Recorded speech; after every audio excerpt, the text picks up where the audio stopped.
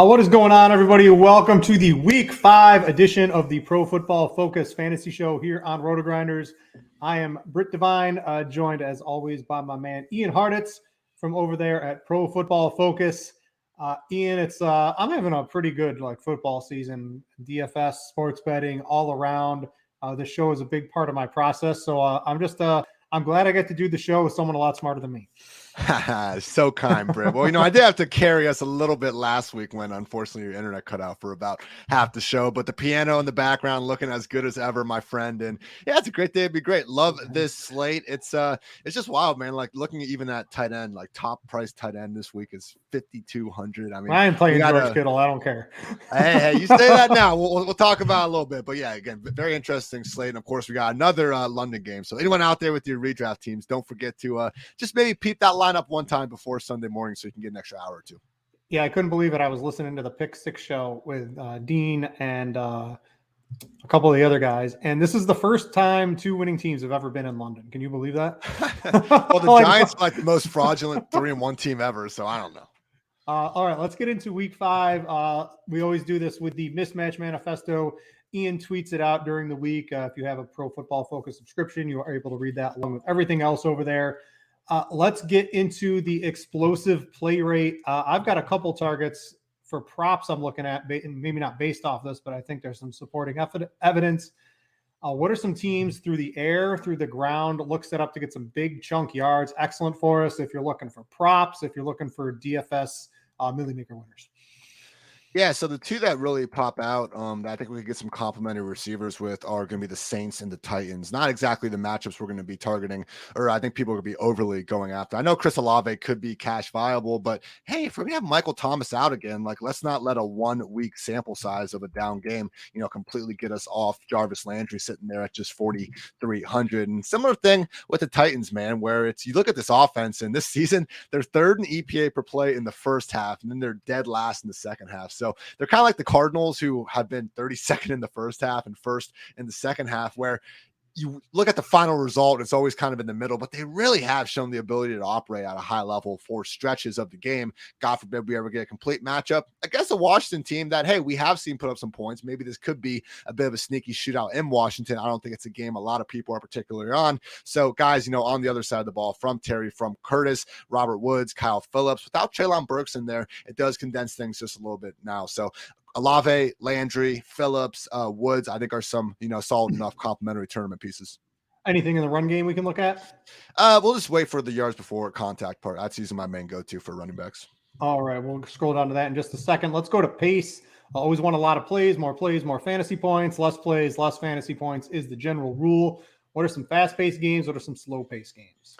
Yeah, can't score fantasy points without the football. That's just some of the next level stuff we find at PFF, Brit. But hard-hitting analysis. Exactly. Houston and Jacksonville and the Bears and Vikings really popping up as the highest paced games. That Vikings matchup is the one that's interesting me, because we're all pretty much in agreement that they're going to beat the shit out of the Bears. But once you start kind of looking at the pieces involved, no one is really all that highly owned. So Kirk Cousins, with Jefferson and Thielen, maybe throw some Irv Smith in there. And maybe we finally get that Dalvin Cook breakout game, man. I know it's just been, 1 week after another. He's only got 1 touchdown this season. We had to worry about the shoulder, but it's still Dalvin. Even last week, man, with that banged up shoulder being more of like a game time issue-ish. I mean, I know he was full practice by the end of the week, but it was more of a concern last week than it was this week. He went out there and had 20 rush attempts. So against this Bears defense, where if we look, once we get to the yards before contact stuff here in a second, you're going to see just how much of a mismatch it could be at the line of scrimmage for that Vikings offense. Yeah, in Seattle and New Orleans, you got Tennessee at Washington to some slower pace games. What's going on with those two? So that's the unfortunate part. With that said, when we do have, some of the aforementioned positives going in the way of the Titans and the Saints and the explosive plays, I do think they could be efficient enough to make up for it. But yeah, they're going to let the play clocks go. And I think having Andy Dalton under center, like when you look at the quarterbacks involved in some of these teams, I don't blame them for milking the clock a little bit. And you got that Seattle defense. I'm pretty sure they're playing with 10 men on the field on every snap right now. It's so bad. Hey, Alvin Kamara, man, I know last week we all were expecting him to just be captain check down, and they weren't on the main slate, so it wasn't going to be a, actual other than showdown play or anything, but just, hey, if we do have Dalton again under center instead of Jameis and against the Seattle defense that historically, man, they have liked to sit back anyway and give up plenty of those underneath receptions to running backs. So we're seeing what this defense is, obviously without Bobby Wagner taking his talents elsewhere and now just crushing fans during games. And then also Jamal Adams being out. I know everyone loves to kind of poke fun at Jamal Adams, but at least against the run, man, that dude was a savage around the line of scrimmage. So really Alvin Kamara this week, in a backfield that now has no Latavius Murray.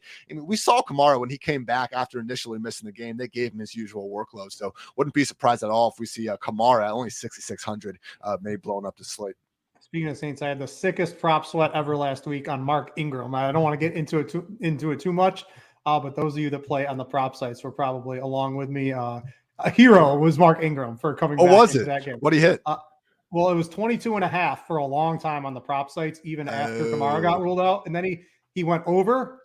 He had 23. Then he goes negative on one play and gets hurt and goes out, but then he comes back into the game. So he was a true prop hero last week, Mr. Mark Ingram. Let's go to pressure rate. We want our quarterback to stay upright. We want our defenses to get sacks. There are some, like Cleveland, they've got some heavy hitters coming back in the defensive line. So maybe you can't read into some of these too much, but what are we looking at here?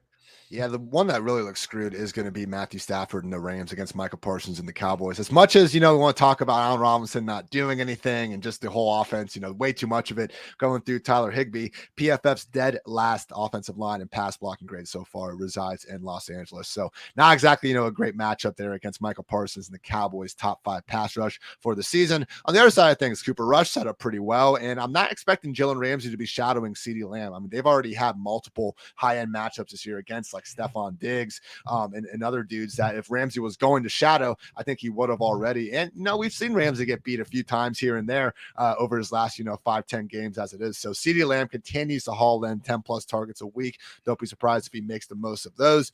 Obviously, Philadelphia Eagles set up well against the Cardinals. And also, man, Tampa Bay at home against the Falcons. Ever since Brady has gotten to Tampa, it's been a freaking laser show whenever they've played the Falcons. We saw last week how willing they were just to embrace the passing game the second that they couldn't run because finally all their weapons are back. So, getting into our cash lineups here in a little bit, I do think, building around Tom Brady and a very affordable Chris Godwin makes a lot of sense.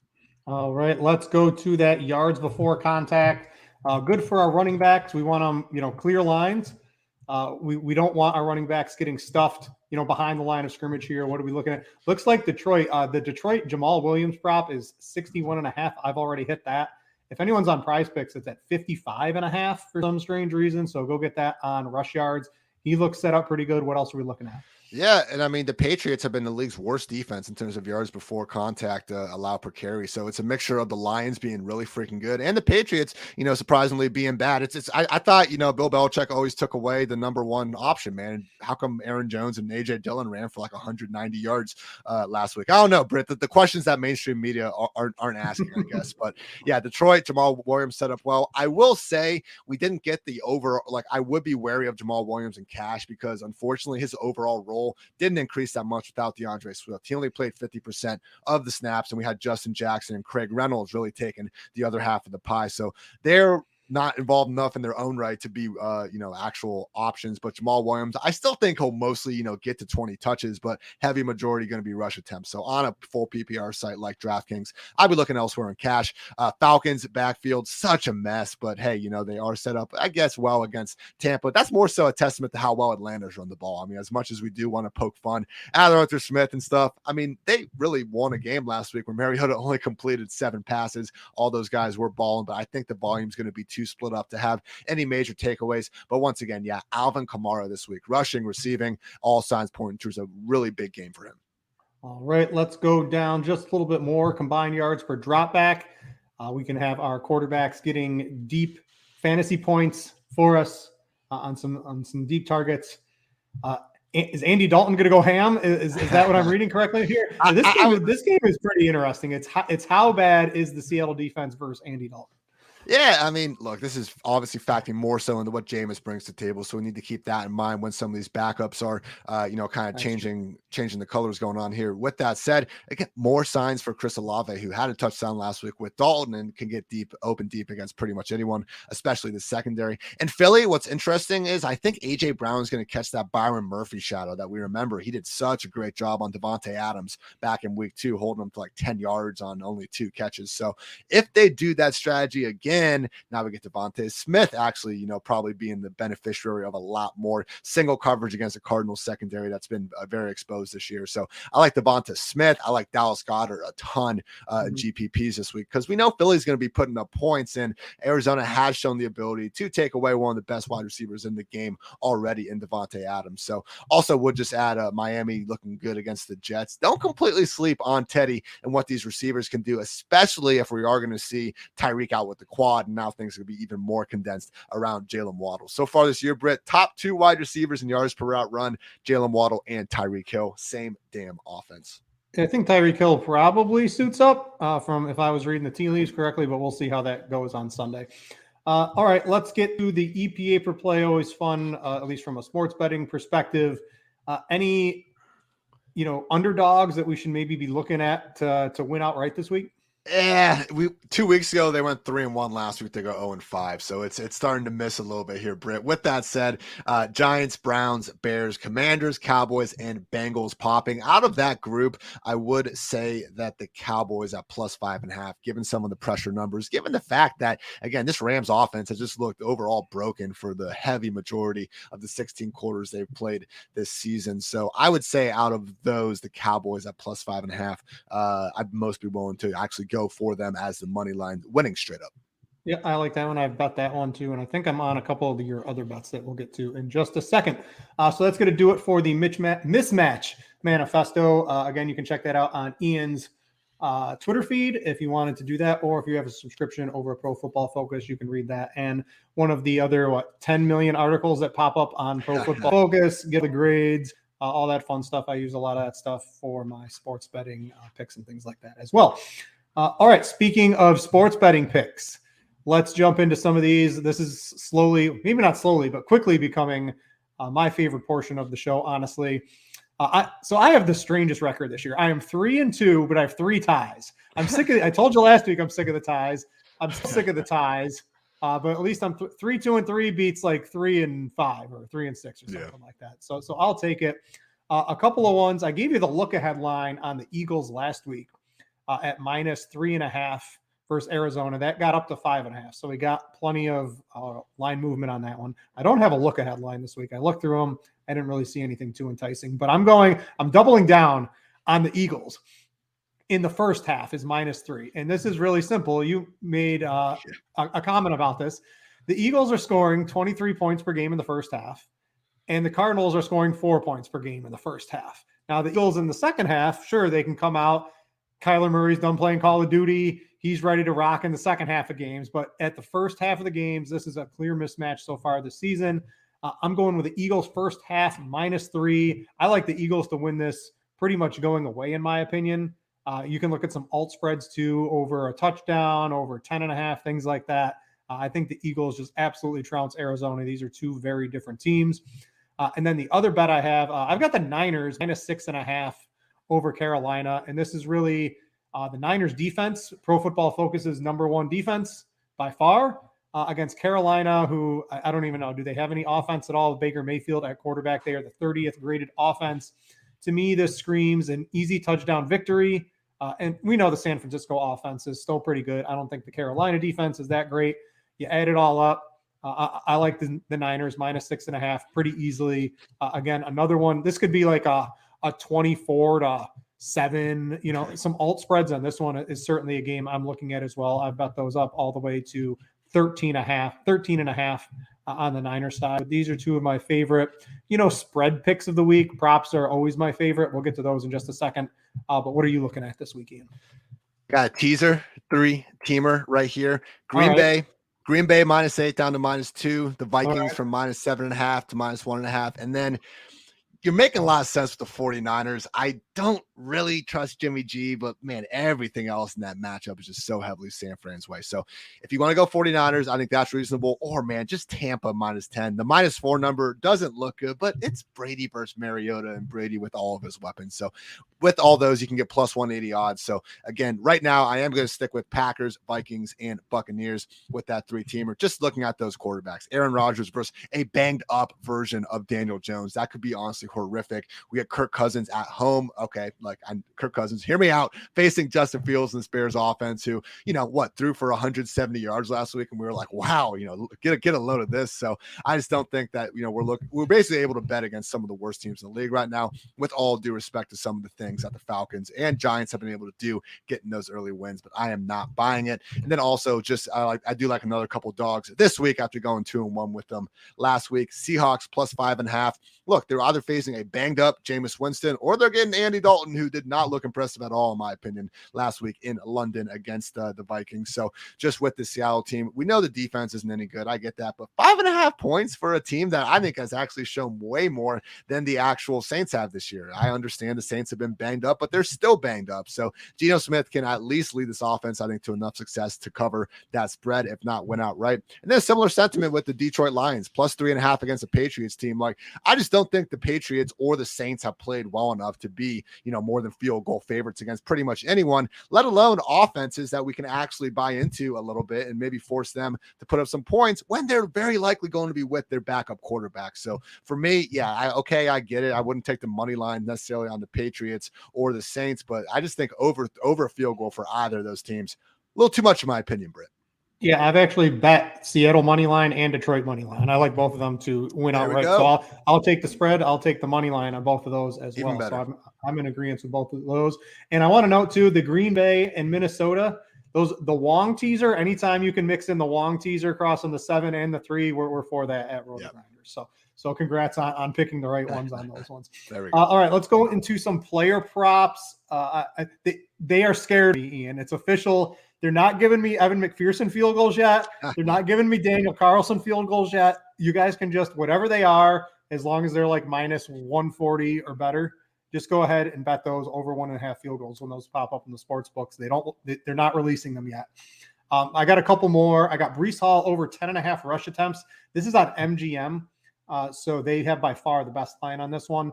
He had 17 rush attempts last week. He's taken over. He's better than Michael Carter in every aspect. And the Jets are letting their rookies, they're letting the rookie wide receiver get a ton of playing time. They're letting Breece Hall, the rookie takeover, is in effect for the Jets.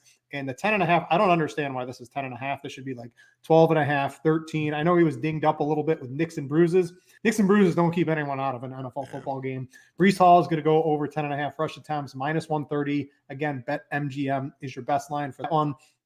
And then we were talking about in the explosive plays, Terry McLaurin, right? So we've got, I like his longest reception prop over 23.5. The Titans have given up 14 20-plus yard passes this year. They're not going to be, Diami Brown might be running wind sprints, but he's not going to be their main focal point of the offense this week. I think it's going to be Terry McLaurin. You've got Logan maybe banged up a little bit. He's going to be questionable going into Sunday, Logan Thomas. So maybe McLaurin, this is going to be his week. I like his shot to get a nice long reception over 23.5. I think it was -115 on DraftKings. And I was looking at the wide receiver cornerback chart on PFF. Terry's got a great matchup, one of the top 5 or 6 going into the week, according to PFF. So that Terry McLaurin getting back on track this season, over 23.5, longest reception. What are you looking at for player props this week? I like the McLaurin call. Again, they were popping that explosive.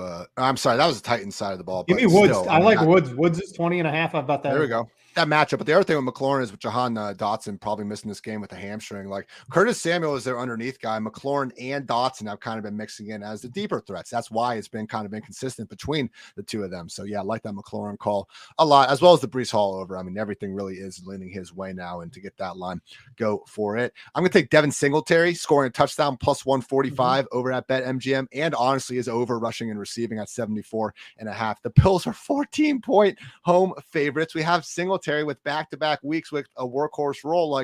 How many times we need to see the guy have this role before we just kind of admit that he's basically should be treated as a borderline RB1 in fantasy football. This is what he did in the final 5 to 7 weeks of last year. They keep trying James Cook. He dropped a pass last week and they benched him again. Like, he just can't get out of the doghouse right now. And Zach Moss, hey, he is a little healthier this year, but clearly, again, we've seen multiple weeks now with healthy Zach Moss, with healthy James Cook, and Devin Singletary is the workhorse. And they're going to need him more than ever as a receiver too. So we have a chance to get in with all that, with Jamison Crowder out for the season now, and with Isaiah McKenzie banged up and uncertain as well. I think they said today he's not quite out of the concussion protocol yet. Still has time to get there potentially. But yeah, love all the Devin Singletary this weekend. He's also one of my favorite targets in tournaments and honestly cash games alike. Also mentioned Dalvin Cook and some of the things he's set up for. Touchdown only -110 at BetMGM, just one score this season. And again, the shoulder, like, okay, if he re-injures it during the game, like, that's going to be unfortunate. And that's obviously always a risk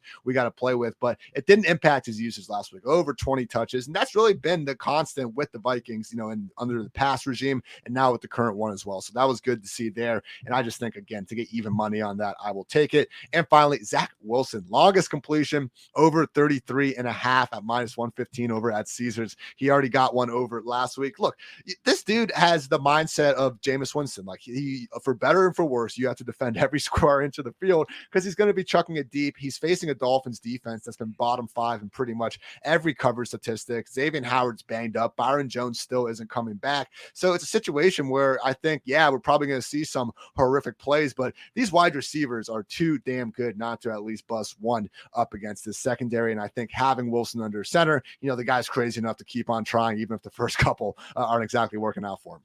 All right, so that's going to do it for our sports betting and prop section of the show. If you want to get access to basically what site has the best lines on a lot of props, you can get that over at Scores and Odds for free. That is our sports betting app. If you want to get access to picks, I know I started there last week. I went 3-0-1, so a nice little start for me. I've got some picks over there for this week, and I know our team is up. I don't want to say a bajillion units, but I think it's like 40, at least 30 or 40 so far through the first 4 weeks. You just bet everything in NFL that the prop team puts up, and you're doing pretty good over at Scores and Odds. So make sure to go check that out. All right, let's go into DFS. That's still a way we can all make money playing fantasy sports. Let's start at the quarterback position. In terms of cash games, it's I haven't narrowed, and sometimes I'll have like a shell lineup, and I don't really have one this week, but it basically is, do you spend or do you save? So if you spend, Ian, let's try to break it down. Is it Josh Allen or is it Jalen Hurts? And then if you save, is it Tom Brady, or are you really going to dive deep with maybe a Geno, maybe hope he repeats, or even an Andy Dalton against that Seattle team that actually plays no defense? So first off, if you got to pick between Allen or Hurts at the top, which one is it this week? It's Josh Allen, I think. I'm not confident enough in the Cardinals. It's funny how the storyline's gone from Jalen Hurts. Last year, he only got his fantasy points in the fourth quarter. Now he can't be in a competitive game enough where he's even really still having his foot on the gas in the fourth quarter. And unfortunately, with the way the Cardinals have been playing this year, I'm just not confident that he's going to need to be, really at his best for more than 30 or 40 minutes in this one. And I get the same sentiments true with Josh Allen, but just as fantasy friendly as Jalen Hurts can be, like, there just isn't anyone close to Josh Allen. 4 top 5 finishes to start this season. He's been more consistent even than Jalen Hurts. Even that Dolphins game when they scored like 19 points or whatever it was, and they had the safety and all that, like, he throws for 400 yards. He's been a far more effective runner than Jalen Hurts. I do lean Josh Allen, but honestly, man, I'm not even feeling the need to go up that high because Tom Brady, seeing him priced down this low again, complete smash spot at home. The Chris Godwin attempt in cash makes a ton of sense with where he is priced. They ran the ball. They gave the ball to running back 6 times last week. And I know that was against the Chiefs and it's a different defense and everything. But I think when all these wide receivers are here, like, we saw what the game plan of this offense is. Throw the ball and Brady's going to check it down otherwise. And also, like, we've hardly ever seen a quarterback more willing to take away those goal line rush attempts and, go throw some fades to big Mike Evans down there. So I think Brady at 6K is moving cash. Yeah, I like that one too. It's basically spend or save. Allen Hurts or Tom Brady would be my choice if you were saving a little bit. Tournaments, you've got a couple interesting choices. You like that Zach Wilson over longest completion prop. You're going to him in GPPs. I know there's some Carson Wentz chatter. I sort of like, are we forgetting Justin Herbert can throw for 400 yards against anybody? And he probably won't have Keenan Allen, but Mike Williams can certainly, that's a really nice pairing. You've got Austin Eckler, or you've got Gerald Everett if you wanted to double stack. And there's a couple, you can run that back with a Nick Chubb, a Njoku, and Amari Cooper pretty easily. I think that's pretty interesting from a tournament perspective. Give me your thoughts.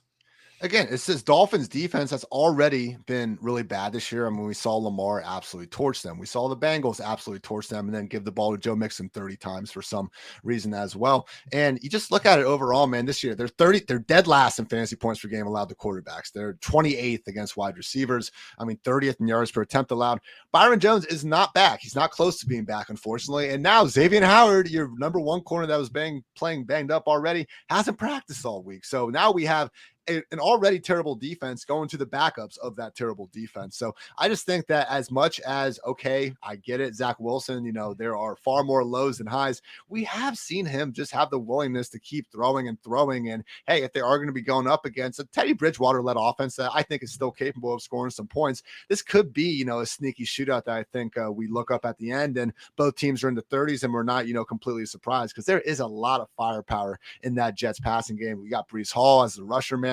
So Zach Wilson just trying to stay ahead of the curve a little bit. Look, we saw Trevor Lawrence have some blow-up games early on in the season thanks to his far better supporting cast. So even though we didn't quite get the performance out of Zach Wilson last week, over the full game that we wanted, we still did see some flashes. And again, just to see him down all the way at 5.3, that's going to allow us to get up because once again, in tournaments, I think, good practice is just looking where all the value is, and you can kind of see what the general lineup builds. And I think there's just so much in the middle of a lot of this that really kind of giving yourself a chance to have, a rags and riches sort of group here, paying really low for, your Zach Wilson and wide receiver stacks, and then going up and getting your Christian McCaffreys or whoever could be the move.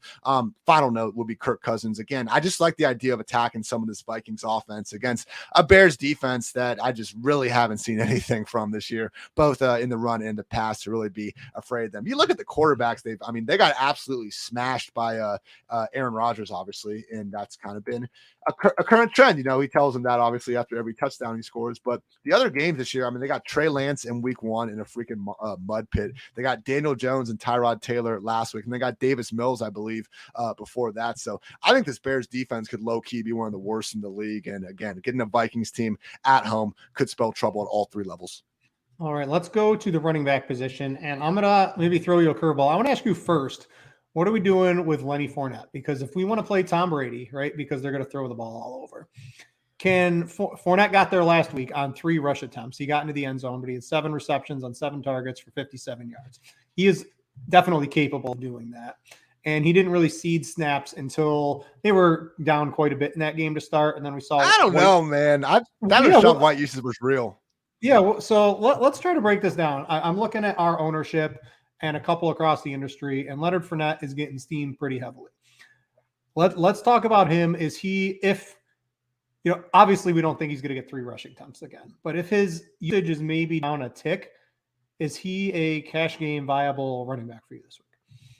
I'd rather go 300 less to Alvin Kamara right there. I think Kamara has I think he has a better matchup and just far higher touch ceiling at this point. The troubling thing with what they were doing with Rashad White last week was he came on and had his own drives. Like, it wasn't like even it was kind of a situational thing. And, he was just like the 2-minute back and the Buccaneers fell behind. They legit gave Rashad White chances on entire drives. And Leonard Fournette, man, look, he was fantastic against the Cowboys in week 1, over 100 rushing yards. And, putting Michael Parsons in the hell on that one chip block they were bickering about the other day. But these last 3 weeks, the whole run game has just been stifled. And I get it. We'll take targets over rush attempts. But if Leonard Fournette's literally going to become more of a 60-40 guy, I just don't want to really pay up that high for him. So for me, I'd rather go Brady and Godwin, at least in cash, and then Kamara. There are some other ways to save some money. I guess Dameon Pierce is going to be all the chalk this week. But man, dude, the first 3 weeks of the year, he had 21 rushing yards before contact, and then week 4, he had 90. So, it's one of those things where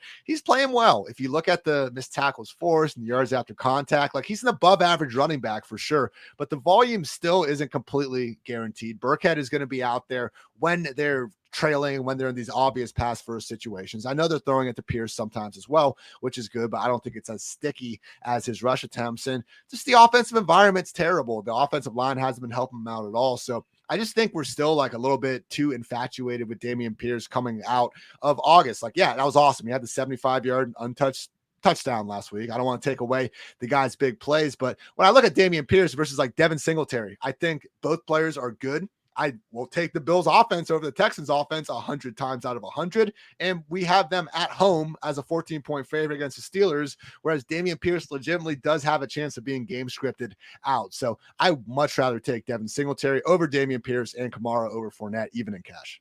All right. Breece Hall's 5,400. Easy. I like his over 10.5 rush attempts. I think he looks pretty nice, barring I haven't seen what his practice report is for today. We're recording this Friday afternoon.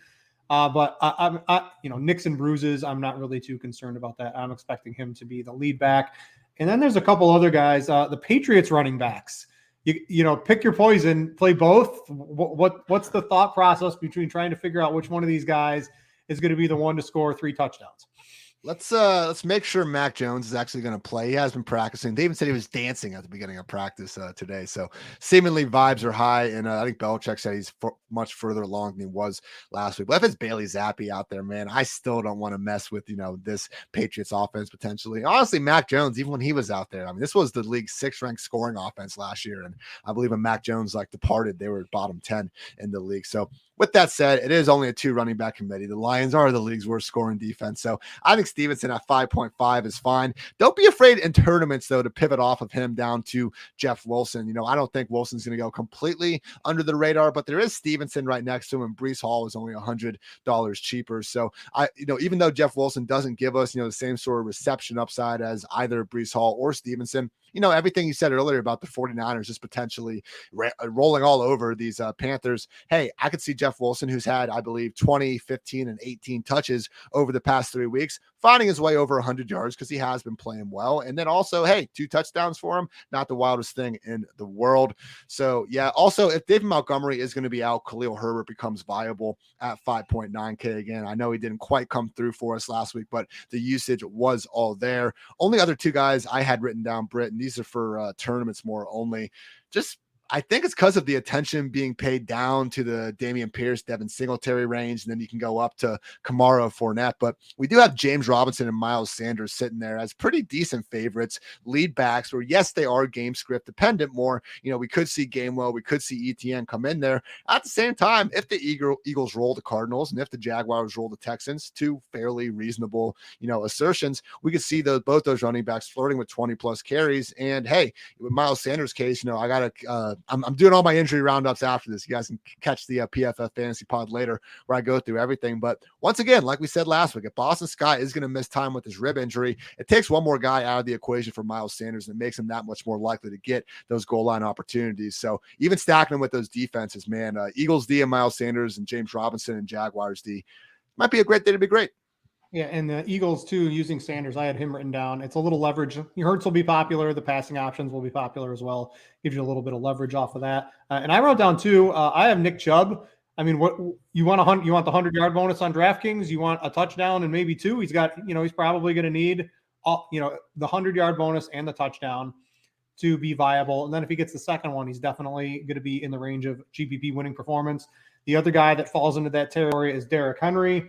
Both of those guys, Henry is sub 10%, Chubb is sub 5% currently right now. And that'll be a little bit of a contrarian build, spending up on running back because, the high-end running backs, they haven't really had the huge performances the high-end wide receivers have so far this year.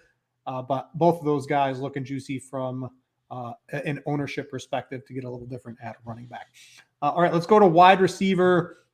So do you prefer there's the Cooper Kupp and cheap build? Cooper Kupp and pick your 2 favorite, sub 5K wide receivers, or do you just want to hammer the Chris Godwin tier? What is he, 5'9"? You've got, who else is in here? You've got Chris Olave, 5'7". You've got Drake London's going to get a ton of targets at 5,900.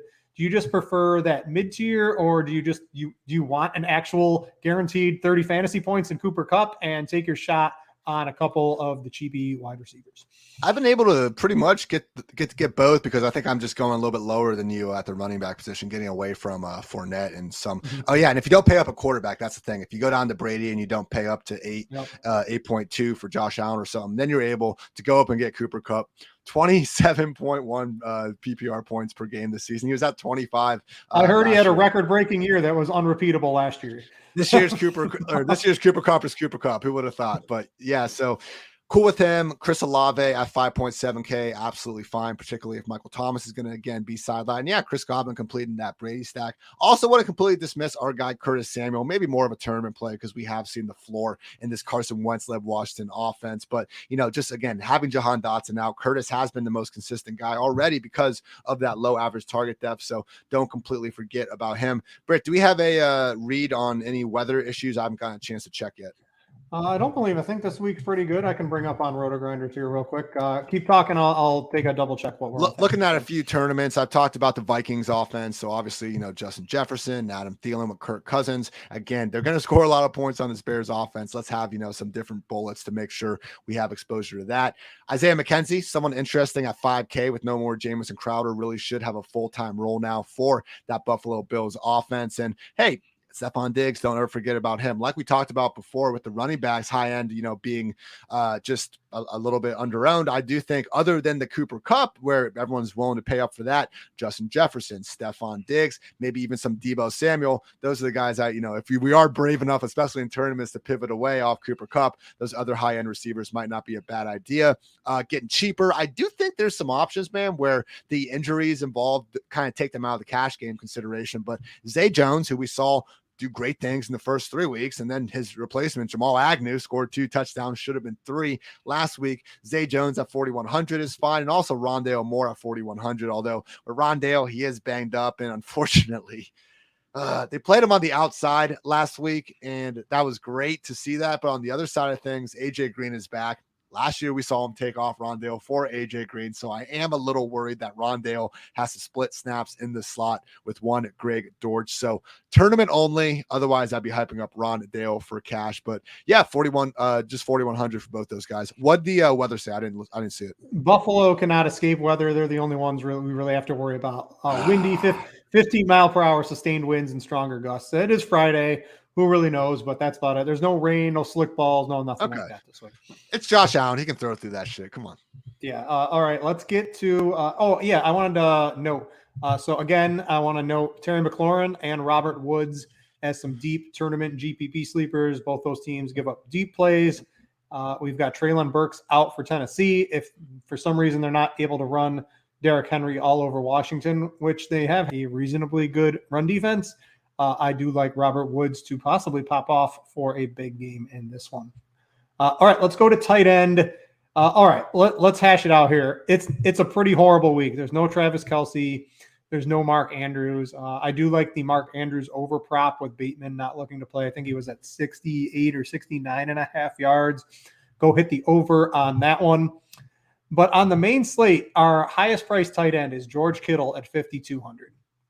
Now, I'm not sure, but the last time I saw George Kittle, he was on the milk carton. He's been missing, Ian.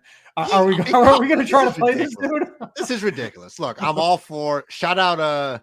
We're poking some fun about the George Kittle playing a bunch of left tackle. He ran a route on 86% of Jimmy G's dropbacks. Like it was probably it was literally, I think, 3 or 4 snaps that, we're making that big of a fuss about. And the man was literally an inch away from hauling in that short touchdown, but unfortunately stepped out of bounds. Rare mistake from one of the best tight ends in the league. So, dude, it's 5,200 and he's not even like the chalk. Like this is just ridiculous. So I'm absolutely in on George Kittle in tournaments. I don't want to pay up that high in cash. I do recognize that with Debo and with Ayuk there, it's going to be crowded. But you said it yourself earlier, man. Like you don't think this 49ers offense is going to stay being this bad. They're 27th in scoring right now. And I agree with you. And George Kittle, even though if he's not going to be the most consistent part of that, we have seen the booms, and the booms are freaking 15 target games where it looks like the man will never be stopped again. So I think Kittle, I even think TJ Hawkinson still only 4,900 after last week. If Amon-Ra's back, like, okay, that changes things. But, just again, when we don't have Amon-Ra and we don't have DJ Chark. We know DeAndre Swift.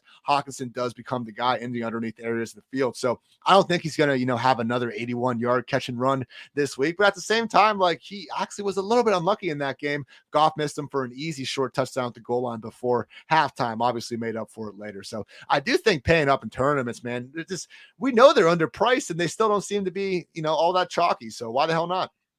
Yeah, imagine not playing TJ Hawkinson last week, by the way. Yeah, couldn't be me, but couldn't be us. Couldn't be us. All right, let's go. A couple other players. Let's break down. So Tyler Higbee, if you just want a bunch of, it's Cooper Kupp and it's Tyler Higbee. This is the Rams passing offense. I wonder what this Matthew Stafford interception, it's got to be like minus 140 for him to throw an interception. That's actually the highest. I looked this up this week. The highest combined target share from any two teammates in the league. It's Kupp and Higbee. Yeah. So like Higbee is looking like the chalk play. 4,300 on DraftKings looks pretty reasonable for a guaranteed amount of targets. Ertz is looking pretty good too. He's 4,800. I think he's in line for guaranteed targets because, again, just like the Rams, there's really no one else to catch passes in Arizona. So look between them. Yeah, that's our guy. Dale's got. I'm definitely on Dale's Goddard this week. So I bet Goddard over 18.5 longest reception, and I bet him over 41.5 yards already. So yeah, no, I think Goddard could be also just a nice little pivot off of chalky Tyler Higbee. So yeah, paying up at tight end this week, man. Pay up at tight end, and then go, boom or bust, kind of rags and riches at the other positions. That's gonna be my main tournament strategy. In cash, though, I do think, man, that Hunter Henry at 2,900, especially if Mac Jones is back, makes a lot of sense. They called Jonnu Smith week to week, so I'm sure they're still gonna list him questionable, and I know he has been out there limited, but this is the Patriots for you. So when they called him week to week, I'm kind of guessing he's either not going to be involved or he's going to be completely ruled out. So I am fine. Cheapest you can go with Hunter Henry at 2,900 in that, slam dunk matchup against the Lions. So I do think that's going to be my cash game there. I like what Marie Donyeezy saying in the comments about the Ertz revenge game factor. You got to keep that in mind here, Britt. We got some good revenge games this week. Yeah, I wonder what the guy before him was talking about. That looks like some good stuff. All right. That's going to about do it for the Pro Football Focus Fantasy Show. Oh, hey, one last thing. Cowboys 2.5K defense in cash. Again, highest pressure advantage of the week against Stafford. You just mentioned the prop, and I don't know. I mean, it depends on the projections. I think they might be the highest owned defense, but I don't think it's going to be as outrageous as we've seen in past weeks. If it is, though, then you can go right underneath that to Houston versus Jacksonville. I mean, look, Trevor Lawrence last week, absolutely horrendous. And I know the weather had something to do with it, but by far PFF's lowest graded passer. And, again, and when we're getting this cheap on defense, we can't have it all. If we at least have, a potentially not terrible defense against a quarterback who we do know is mistake prone, sometimes that's all you need. Yeah, you mentioned the two highest projected owned defenses. The Cowboys there we go. 15%. Again, this is Friday. Things change. That's not bad, though. That's not, we've seen like 30 sometimes. Yeah, these are for large field tournaments. And then the Texans are coming in just under 10%. Titans, Bears, and Seahawks. Basically, cheap defenses are ruling the week over on DraftKings so far. All right, that's going to do it for the Week 5 edition. Hopefully, you guys got some good DFS advice. You go hit the sports books, take all of their money. Go check out Ian's article and everything else over at Pro Football Focus. Go check out Scores and Odds if you like free money. I don't understand, Ian. There's all this money out here. The sports books, the DFS sites, the shows, we're all just handing them out. Ohio soon, man. It's under 100 days. I can't wait. Yeah. You can't play the prop sites, can you? You're just getting the sports books. I got a few. I know a few guys, but it's gonna be nice to be able to do it. More above from your phone whenever that you want it, without having to send a bad signal up in the air. I know what you mean. All right, we're gonna get out of here, Ian. As always, great doing the show with you. I'm Britt. He's Ian. Thanks for watching, everybody, and we out you.